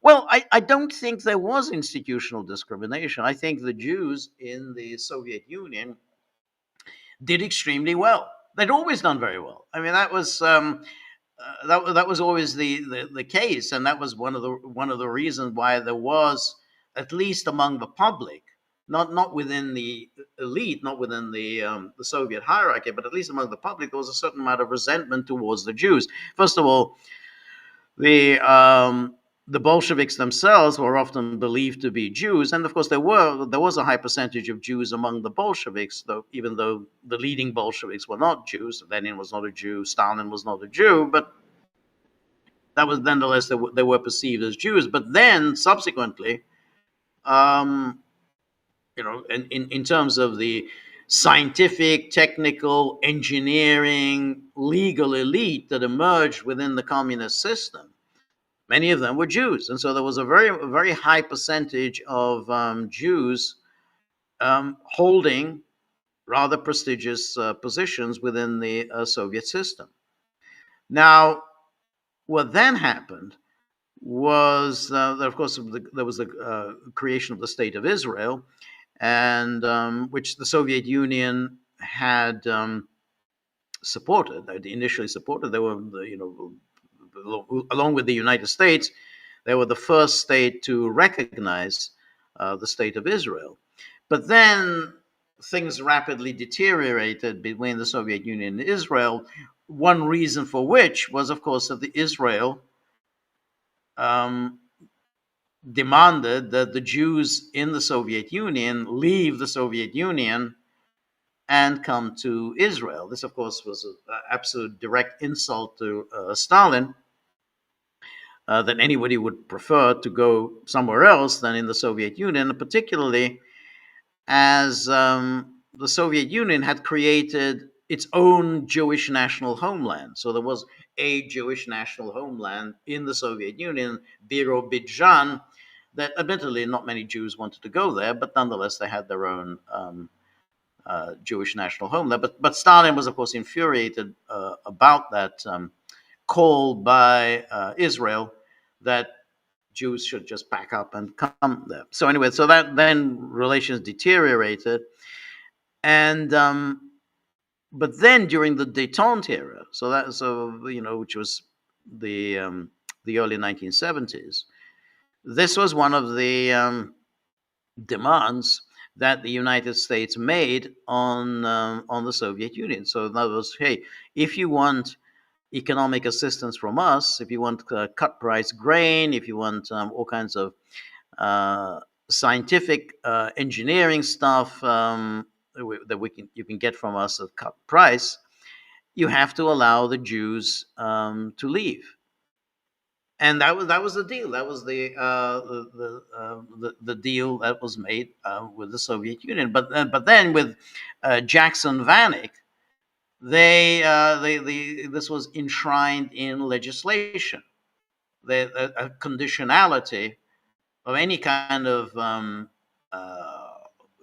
agreements the United States made this with the Soviet Union. Any kind of conditionality, any kind of agreement must be conditional on the Soviet Union's allowing Jews to leave. And Kissinger, of course, was very upset by this, because Kissinger's view was that the way to get the Jews out of the Soviet Union is to have backroom agreements. The agreements that you keep quiet about. This is you don't make it explicit, but there are tacit agreements made behind closed doors that would allow the Soviet leaders to allow the Jews to leave without any public embarrassment. But the Jackson Vanik, when they inserted that into legislation, then it was made explicit, and therefore was humiliating for the Soviet Union. And so Kissinger, in his memoirs, he goes on at great length about how angry he was about Jackson Vanik. But the fact is that the Jews in the Soviet Union had this privileged position. They were privileged, first of all, because of the positions that they held. And then they were privileged in the sense that they were the only ones who were allowed to leave. No one else was allowed to leave. Only Jews were allowed to leave. And most egregious of all was, if you're going to allow the Jews to leave, well, let them go to Israel. The Arabs were, of course, not very happy about it, because suddenly Israel was able to bring in more and more people, and so therefore was able to boost its numbers. They suddenly had a larger population than before. So the Arabs were not happy about it. Well, no one really cares too much what the Arabs thought. But at least if you go to Israel and say, well, hey, we're Jews and this is our national homeland and we have to be here, among our people, and then, say, well, okay, at least that's an argument you can make. The Jews have to take up residence in their national home. Look, at least that's an argument. But when they were allowed to leave, but instead of going to Israel, they went to the United States or they went to the UK. Well, that was really quite. You can see why other people in the Soviet Union were a little bit upset about that. Well, how come they get to leave? And then instead of going to Israel because they have to be among their fellow Jews, they decide, well, I think I kind of prefer to go and live in the United States. It's kind of nicer there, and you're a lot safer living in the United States than you are living in Israel. So that created this additional uh, resentment towards the Jews when the Soviet Union. But then what you just said here about the discrimination, there was no institutional discrimination. Now, there was an issue that the Soviet government imposed, which was that, that if you're a scientist, you've gone through the whole education system. You went through school, you went to university, you went to technical school, engineering school, and whatnot. A lot of money was spent on your education. So therefore, if you're going to leave the country, you should pay some of this back. You should pay us back the education that was we bestowed on you, the enormous investment that was made in your life and in your career. The government invested in you, and therefore you should pay the government back. Well, of course, that aroused a great deal of fury within the Jewish lobby in the United States. Hey, this is discrimination. This is outrageous. You're now burdening these people with essentially fines. They have to pay the government huge, enormous sums of money. But of course, the United States then came up with the money and paid off the Soviet government. But the Soviet government, in principle, there was nothing so outrageous about it. After all, a lot of money was invested in the education of people who were at the top of the kind of scientific engineering system. Um, but there was another aspect to it, which was when you talk about the discrimination, was that they were involved in work that some of it was highly classified, and I think the Soviets had legitimate fears that that these scientists and engineers, once they went to the West, whether they went to Israel, whether they went to the United States, they would be debriefed by the CIA, by MI6. They would be debriefed, and therefore the Western intelligence services would learn a great deal about the condition of science and engineering in the Soviet Union. So they thought, well, basically, these are going to be spies. They're spies. They're basically accumulating information, even as we speak, even as they're making their application to leave the Soviet Union. They're probably just taking photographs, and gathering all this documentation in order to raise their value to the Western governments. Hey, look, I've got so much information I can show you about exactly where the Soviet Union is in its space program. And so there was a lot of suspicion. And when they complain, oh, we were being spied on, and the secret police was following us. Yeah, I mean, once you'd made an application to leave, the secret police was indeed wondering, well, what information are you now gathering to present to MI6 and CIA when you finally arrive in the West? Anyway, those are my thoughts on that. Thank you as always, Robert. It's always very interesting questions. Um, and then Anne Marie. So it's always so good to see you, Anne Marie.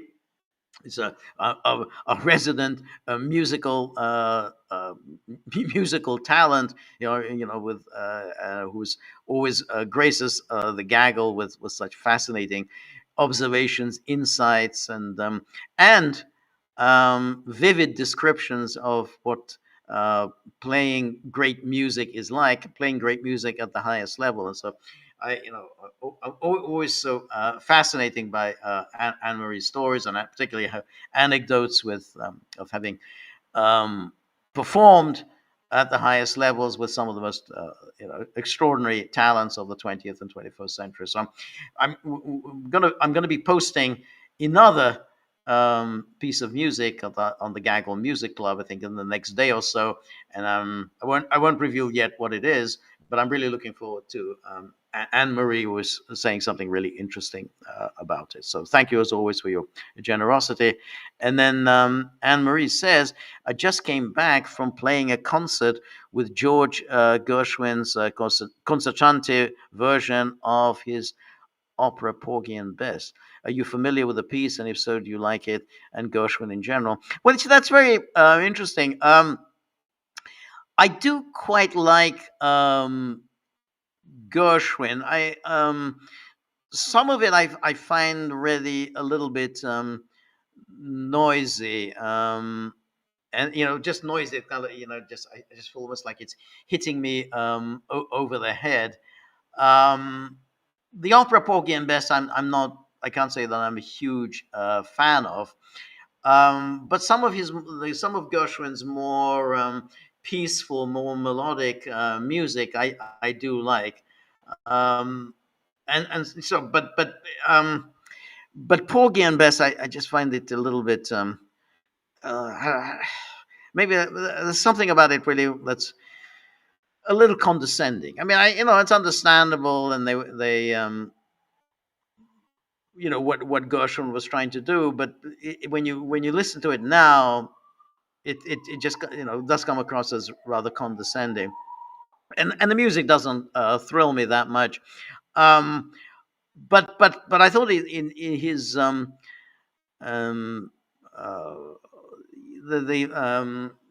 some of his more melodic music. I do I have to say I do enjoy that, and so like you say Rhapsody in Blue. I mean I do like that piece of music.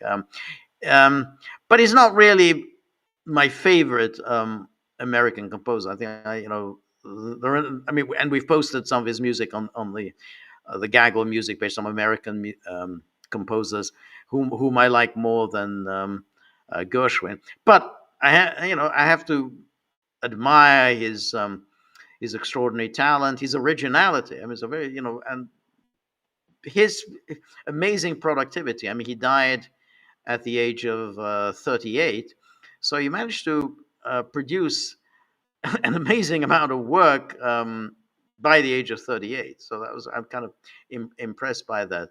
So, but that's an interesting one because now you've given me an idea that I mean we haven't posted anything by Gershwin um, in the music club. I'm pretty sure we haven't, but we have posted other American composers. I mean, and including Bernstein. And so Anne Marie. I mean, you asked me a question, and I'll ask you a question. You don't have to answer now, but you can think about what's your view of Leonard Bernstein's opera Candide. I actually think Bernstein is one of outstanding American composers. I leave aside his work as a conductor, but as an outstanding composer. But I have to say, I do like. I'm a big fan of Candide. Very rarely performed, but I think the music is great, and it's an extraordinary work. Um, um, and anyway, Anne Marie says, me too. I felt it was rather noisy. There are some wonderful, among others, Puccini-like passages, but in general, I don't consider it an absolute masterpiece of his. Yeah, no, I think so. And sometimes I listen to Gershwin, and I think, God, this is just like it's somebody hitting me over the head. Just please let it stop. It's hurting me. So again, but that's just some of his music. Other music, I think I am, I'm a fan of his. But anyway, thank you for that. Thank you as always, Anne Marie. As always, really interesting to deal with musical issues. We really need to address wider musical questions here at the Gaggle. So anyway, thank you so much as always for your generosity. And my time is up. So really appreciate. Oh, Anne Marie says I played the overture of Candide quite often, but never the opera. I should have to listen again. Yeah, I agree. I mean, the overture is quite short, but it's a real. I mean, that packs a wallop. I mean, you like a short overture that really hits you. I mean, anyone who likes Rossini overtures, say, well, hey, that's that. Rossini really packs a wallop in his overtures, but Bernstein's overture to Candide also packs a real wallop. So that's a lot of fun. But I think the opera is very rarely performed, so it's not that easy to see it. I mean, obviously you can watch it on YouTube, but it's not that easy to see it. Anyway, thank you as always, Anne Marie, and that's that's the live stream for today. Very shortly, I'm going to be having to deal with the dogs, and the dogs are going to be, as always, complaining and raising all sorts of ugly questions, questioning my competence and whatever. They tend to do that. I mean, it's very difficult negotiating with them. They don't have too much refinement. They call it as they see it. But anyway, thank you everybody who asked really interesting questions. Thank you for all your comments and suggestions. And thank you above all to those who contributed to the tip jar. Really appreciate that.